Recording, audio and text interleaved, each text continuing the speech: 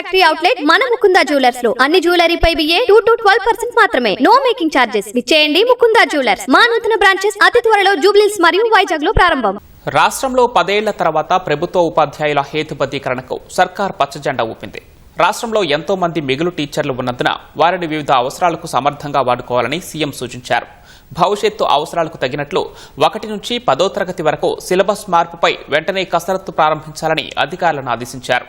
అన్ని పాఠశాలల్లోనూ స్వచ్ఛంద సంస్థల ద్వారా బ్రేక్ఫాస్ట్, మధ్యాహ్న భోజనం అందించేందుకు అవసరమైన ప్రణాళికలు సిద్ధం చేయాలని తెలిపారు. యంగ్ ఇండియా ఇంటిగ్రేటెడ్ రెసిడెన్షియల్ పాఠశాలలో బాలికలకు అధిక ప్రాధాన్యమివ్వనున్నట్లు సీఎం స్పష్టం చేశారు. రాష్ట్రంలో 10 ఏళ్ల తర్వాత ప్రభుత్వ ఉపాధ్యాయుల హేతుబద్ధీకరణకు ముఖ్యమంత్రి రేవంత్ రెడ్డి గ్రీన్ సిగ్నల్ ఇచ్చారు. సచివాలయంలో గురువారం విద్యాశాఖపై ఆయన సమీక్ష నిర్వహించారు. ఈ సందర్భంగా విద్యాశాఖ అధికారులు కొత్త మండలాలకు ఎంఈఓ పోస్టులు, 21 జిల్లాలకు డీఈఓ పోస్టుల మంజూరు తదితరాల గురించి ప్రస్తావించినట్లు సమాచారం. ప్రతి 30 మంది పిల్లలకు ఒక టీచర్ ఉండాలని, రాష్ట్రంలో మాత్రం ప్రతి 17 మందికి ఒకరున్నారని సీఎం వ్యాఖ్యానించినట్లు తెలిసింది. ఎంతో మంది మిగులు టీచర్లు ఉన్నందున వారిని వివిధ అవసరాలకు సమర్థంగా వాడుకోవాలని సూచించారు. ఎంఈఓ పోస్టుల మంజూరుకు ఆమోదం లభించలేదు. టీచర్ల హేతుబద్ధీకరణకు మాత్రం ముఖ్యమంత్రి అంగీకరించారు. రాష్ట్రంలో చివరిసారిగా 2015లో ఈ ప్రక్రియ పూర్తి చేశారు.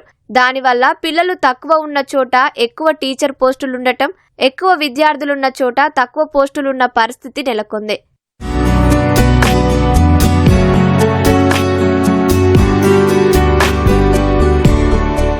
ప్రభుత్వం ప్రతిష్టాత్మకంగా చేపట్టిన యంగ్ ఇండియా ఇంటిగ్రేటెడ్ రెసిడెన్షియల్ పాఠశాలల్లో బాలికలకు అధిక ప్రాధాన్యత ఇవ్వాలని ముఖ్యమంత్రి రేవంత్ రెడ్డి తెలిపారు. తొలి విడతలో భాగంగా పూర్తయ్యే పాఠశాలల్లో ఎక్కువ భాగం బాలికలకు కేటాయించాలని అధికారులకు సీఎం ఆదేశించారు. రానున్న 3 ఏళ్లలో ప్రతి నియోజకవర్గంలోనూ బాలురు, బాలికలకు ఒక్కోటి చొప్పున ఇంటిగ్రేటెడ్ రెసిడెన్షియల్ పాఠశాలల నిర్మాణాలు పూర్తి చేయాల్సిందేనని స్పష్టం చేశారు.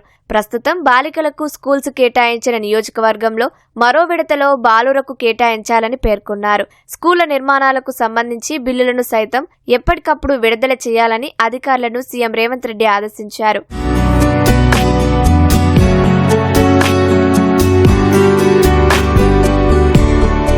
యంగ్ ఇండియా రెసిడెన్షియల్ పాఠశాలల్లో సోలార్ కిచెన్ల నిర్మాణం పీఎం కుసుమ్లో చేపట్టే అవకాశాన్ని పరిశీలించాలని అధికారులకు సూచించారు. ప్రస్తుతం కొడంగల్ నియోజకవర్గంలోని ప్రభుత్వ పాఠశాలల్లో స్వచ్ఛంద సంస్థల ద్వారా అమలవుతున్న బ్రేక్ఫాస్ట్, మధ్యాహ్న భోజన పథకాన్ని రాష్ట్ర వ్యాప్తంగా అమలు చేసేందుకు అవకాశాలను పరిశీలించాలని సూచించారు. ప్రతి 2 నియోజకవర్గాలకు ఒక కేంద్రీకృత కిచెన్ ఏర్పాటు చేసి అందరికీ సకాలంలో భోజనం అందేలా ప్రణాళికలు రూపొందించాలని ముఖ్యమంత్రి వెల్లడించారు.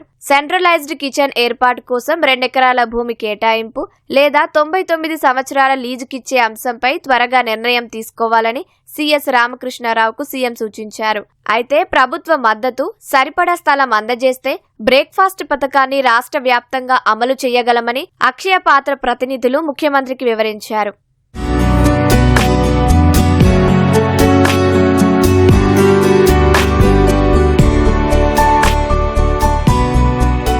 గ్రేటర్ హైదరాబాద్ పరిధిలో నిర్మిస్తున్న 23 నూతన పాఠశాల భవనాలను వచ్చే విద్యా సంవత్సరం నాటికి అందుబాటులోకి రావాలని సీఎం రేవంత్ రెడ్డి ఆదేశించారు. బాచుపల్లిలో నిర్మిస్తున్న పాఠశాల స్థలం కేవలం అరెకరం మాత్రమే ఉండడంపై సీఎం ఆరా తీశారు. పాఠశాలలకు కనీసం 1.5 ఎకరం భూమి ఉండాలని స్పష్టం చేశారు.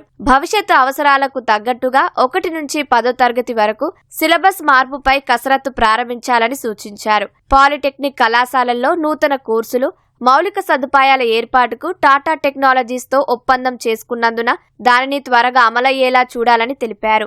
యంగ్ ఇండియా స్కిల్స్ యూనివర్సిటీ నుంచి బయటకు వచ్చే ప్రతి విద్యార్థికి ఖచ్చితంగా ఉద్యోగ అవకాశం లభించేలా సిలబస్ బోధన ఉండాలని స్పష్టం చేశారు.